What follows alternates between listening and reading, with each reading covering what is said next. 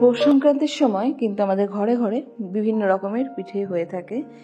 নানা রকম পিঠের মধ্যে আজকে আমি আপনাদের ভাপা পিঠে বা ভাপা সিদ্ধ পিঠে বানিয়ে শেখাবো। কীভাবে বানাচ্ছি শুরু থেকে শেষ অবধি পুরোটা যেন দেখবেন। আমি গীতা আজকে ভাপা পিঠে বানাচ্ছি। তো কিভাবে বানাচ্ছি কি না সম্পূর্ণ ভিডিওটার মধ্যে শেয়ার করেছি, এবং কিভাবে বানালে একেবারে নরম এবং খুব সফট হবে পিঠেটা সেটাই দেখাবো এর মধ্যে। তো প্রথমে আমি পুর বানানোর জন্য গুড় আর নারকেল কুড়িয়ে রেখে দিয়েছিলাম, দুটোকে কিন্তু একসাথে কড়াইয়ে দিয়ে দেব। গুড়টাকে কিছুটা স্ম্যাশ করে দিয়েছিলাম, এটাকে দিয়ে কিছুক্ষণ নাড়াচাড়া করতে হবে। ধীরে ধীরে চালাতে চালাতে চালাতে চালাতে এটা কিন্তু এরকমভাবে কালারটা চলে আসবে এবং গুড়টা পুরোটাই মিশে যাবে। এরপরে আমি আরেকটু স্বাদের জন্য এর মধ্যে আরেকটু খেজুর গুড় দিয়ে দিয়েছিলাম, যাতে মুখে যাওয়ার সময় ফ্লেভারটা বেশ সুন্দর লাগে। আচ্ছা, এই পুরের বদলে কেউ চাইলে খোয়া ক্ষীর দিয়েও বানাতে পারেন, তবে আজকে আমি নারকেলের পুর দিয়েই বানাচ্ছি, কারণ কি আজকে এটা অ্যাভেলেবেল আছে বাড়িতে, আর মাঝে মাঝে নারকেলের পুর দিয়ে পিঠে কিন্তু বেশ লাগে। তো পুরো নারকেলের এই খেজুরের গুড়টাকেও কিন্তু নারকেলের সাথে ভালো করে মিশিয়ে নিয়েছি এবং কিছুক্ষণ এটাকে শক্ত হতে দিয়ে দিয়েছিলাম, হালকা শক্ত হওয়ার জন্য। তো দেখুন এটা কিন্তু 100% হয়ে গেছে রেডি। আর আমি একটা কড়াইয়ের মধ্যে জল গরম করতে দিয়ে দেবো। জলটা যখন ভালোভাবে গরম হয়ে ফুটতে লাগবে তার মধ্যে আপনি যতটা পরিমাণ পিঠে বানাবেন সেই পরিমাণ চালের গুঁড়ি নিয়ে কড়াইয়ের মধ্যে এই জলের মধ্যে দিয়ে দিতে হবে। এবার এটা কন্টিনিউ চালাতে হবে যাতে নিচে না লেগে যায়। চালের গুঁড়ি কিন্তু অনেক সময় নিচে লেগে যাওয়ার একটা সম্ভাবনা থাকে, সেই জন্য কিন্তু এটাকে কন্টিনিউ চালিয়ে যেতে হবে।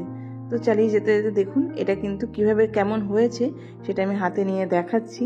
যখন জিনিসটা হাতে নেওয়ার পরে এমন টাইপের হবে, হালকা যাতে হাতে মানে নরম হয়ে যায় সেরকমভাবে নেওয়ার পরে একটা পাত্রের মধ্যে নিয়ে ভালোভাবে বেশ কিছুক্ষণ ধরে কিন্তু এটাকে আটার মতো মেখে একটু ঢাকা দিয়ে রেখে দিতে হবে।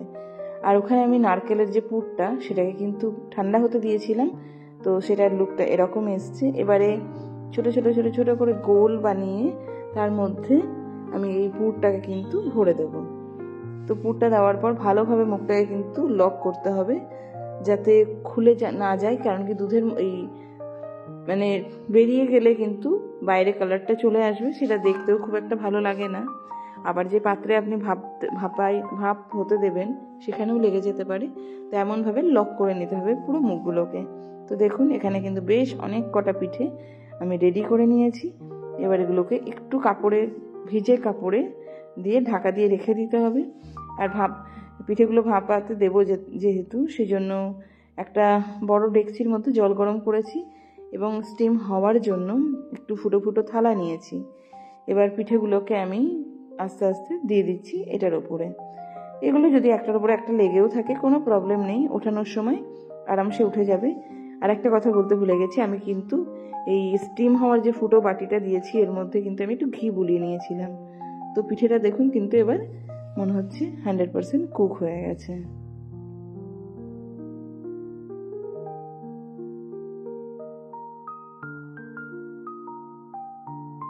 তো যখন দেখছেন যে হ্যাঁ এটা চাকু দিয়ে কেটে দেখে নিতে হয় যে কাটা যাচ্ছে, দ্যাট মিনস এটা কিন্তু রেডি হয়ে গেছে। এবার একটা পাত্রের মধ্যে নিয়ে আমি একটুখানি এটা খেজুরের গুড় যদি গরম করে নেওয়া হয়, মোটা গুড়টা পাটালিটা, তাহলে এটার এরকম টাইপের লুক আসবে, একটু লিকুইড টাইপের। এটার সাথে কিন্তু ভাপা পিঠে বা সিদ্ধ পিঠে সার্ভ করে নিতে পারেন। অনেকে জলে সিদ্ধ করেন, তবে ভাপা পিঠেটা বেশি সুন্দর লাগে খেতে, আমার পার্সোনালি মতামত। তো এরকমভাবে কিন্তু পুরো পিঠেটা রেডি হয়ে গেছে। তো যদি ভিডিওটা ভালো লাগে তাহলে যেন অবশ্যই আপনার মতামত জানাবেন, লাইক কমেন্ট শেয়ার এবং একটা সাবস্ক্রাইব করে দেবেন যারা নতুন দেখছেন। তাহলে সকলে ভালো থাকবেন। ধন্যবাদ, আজ এখানেই রাখছি।